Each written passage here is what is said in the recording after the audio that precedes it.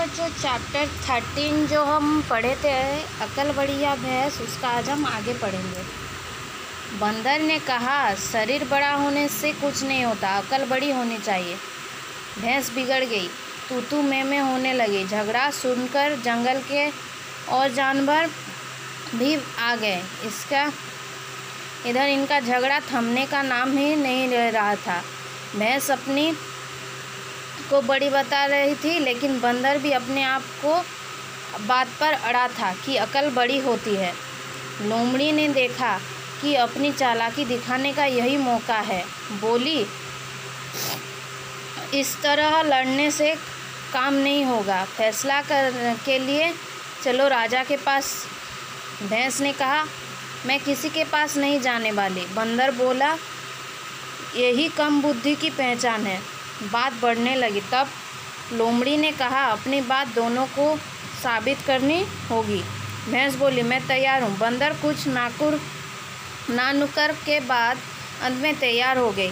तब लोमड़ी ने कहा, ठीक है, कल इसी समय भैंस यहाँ आएगी और तुम दोनों में जो पहले नदी पार करेगा वह अक्लमंद माना जाएगा। भैंस राजी हो गया। तैरने में क्या दिक्कत है? लेकिन बच्चों, बंदर क्या करेगा? बंदर लोमड़ी की चालाकी समझ गया, लेकिन चारा क्या था?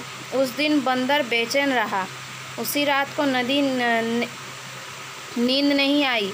सोचता रहा। वह परेशान हो गया, यह सोचकर कि मैं नदी कैसे पार करूँगा। ना करूँगा तो इज्जत चली जाएगी, सभी हंसेंगे। तो क्या हुआ था बच्चों? बंदर बोल रहा था कि अकल बड़ी होती है, लेकिन भैंस क्या बोल रहा था? शरीर बड़ा होता है और उससे लोग बड़े होते हैं। तो बंदर कहता है कि शरीर बड़ा होने से कुछ नहीं होता है, अकल बड़ी होती है। भैंस बिगड़ गई। भैंस को गुस्सा आ गया और उन दोनों के बीच झगड़ा होने लगा, तू मैं होने लगा। झगड़ा सुनकर जंगल के जो सारे जानवर थे उनको देखने आ गए और इधर झगड़ा कम होने का नाम ही नहीं ले रहा था।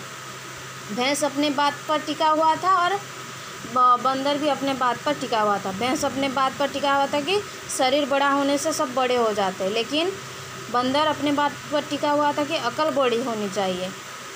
लोमड़ी को चालाकी दिखाने का मौका मिल गया, तो वो बोली कि इस तरह लड़ने से कुछ नहीं होगा, आप इससे लड़ोगे तो कुछ नहीं होगा। राजा के पास चलो, वो फैसला करेंगे कि क्या होना चाहिए। तो भैंस बोला कि मैं किसी के पास नहीं जाने वाली। तो बंदर बोला, यही तो कम बुद्धि की निशानी है, ऐसा बोला। फिर बात बढ़ने लगी। लोमड़ी ने कहा कि दोनों को अपनी बात साबित करना पड़ेगा कि कौन बड़ा है कौन बड़ा नहीं।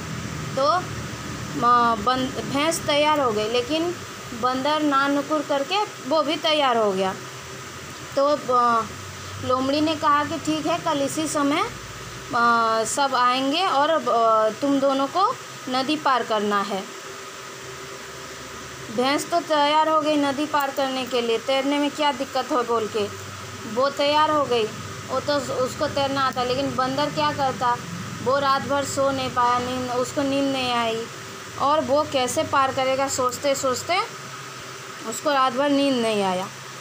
अगर नहीं पार कर पाएगा तो उसकी इज्जत चली जाएगी, सब हंसेंगे। ऐसा सोचते सोचते वो रात भर ही सो भी नहीं पाया।